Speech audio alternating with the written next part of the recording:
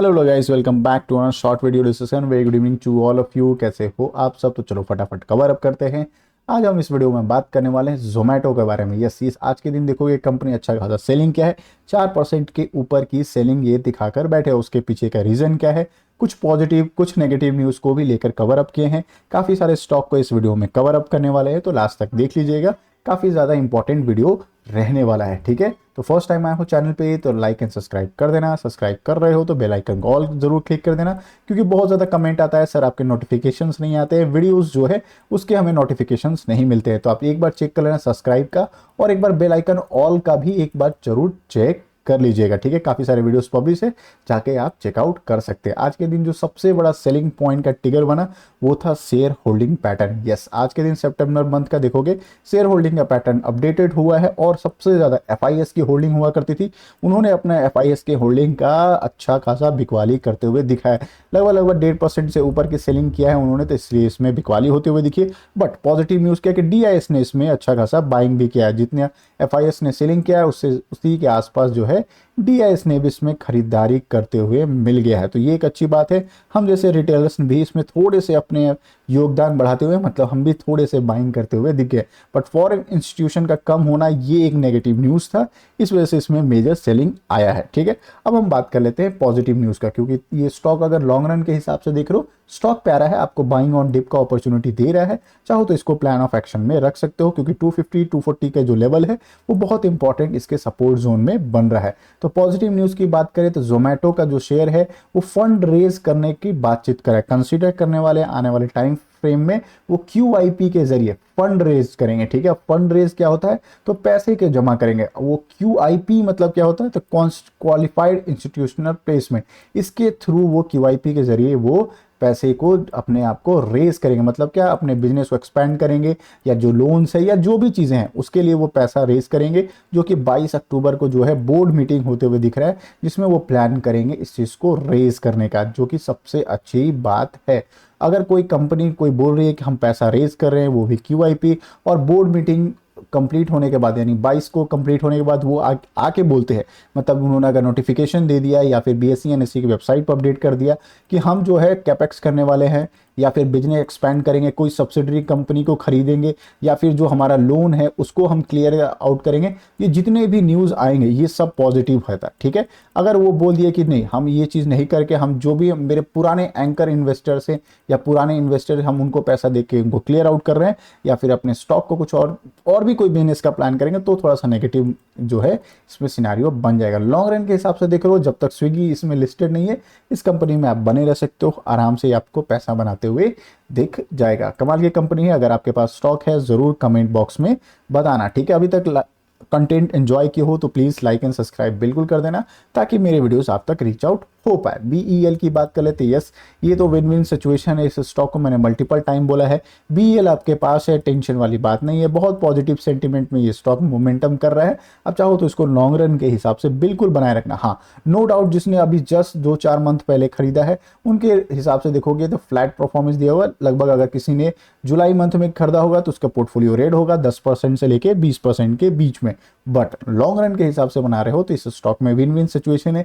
क्यों मैं बोल रहा हूँ, ये देखो, ये डिफेंस में भी काम करती है, रेलवे का जो कवच का जो यूज करने वाले हैं लोकोमोटिव में, उसका भी यही ऑर्डर लेने वाली है। देन अगर हम बात करें अलग अलग और भी इलेक्ट्रॉनिक्स इक्विपमेंट में ये काम करती है, तो ये भी एक विन विन सिचुएशन है।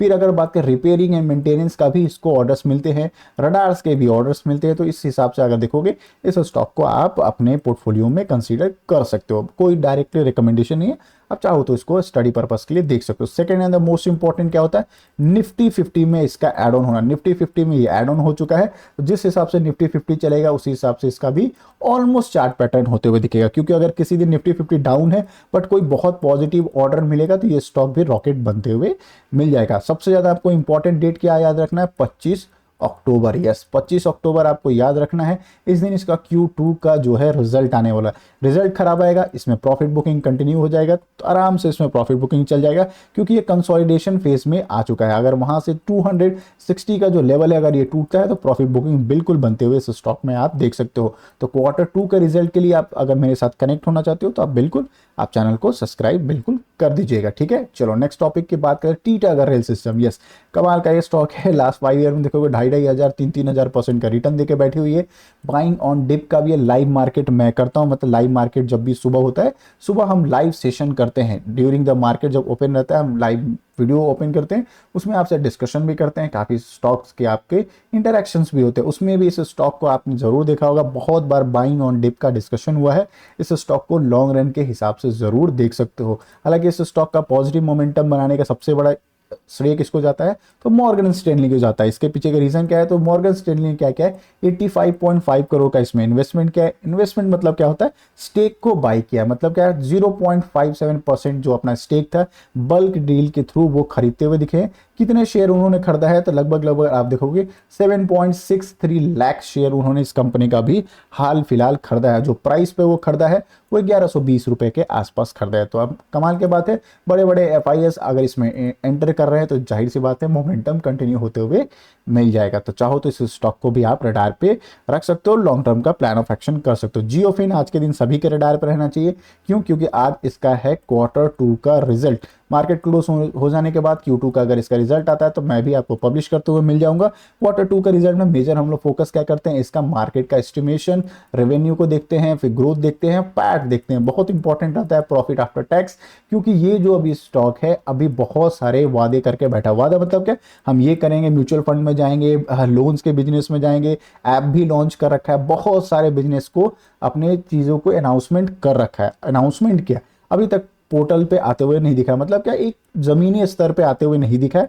अगर वो आता है तो बिल्कुल ये स्टॉक में रैली बनते हुए दिखेगा। लास्ट कुछ टाइम से देखोगे स्टॉक ये भी कंसोलिडेट कर रहा है, अच्छा खासा देखोगे 340 टू 320 का जो रेंज है उसी के आसपास ये मोमेंटम करते हुए मिल रहा है। अच्छा Q2 का रिजल्ट आया, ब्रेकआउट होते हुए इस स्टॉक को आप कंसीडर कर सकते हो। लॉन्ग रन से देख रहे हो ये स्टॉक बुरा नहीं है, चाहे बजाज हाउसिंग फाइनेंस आपके पास है या जियो फाइनेंस अगर आप रख रहे हो, दोनों स्टॉक लॉन्ग टर्म के लिए बहुत प्यारे दिख रहे हैं।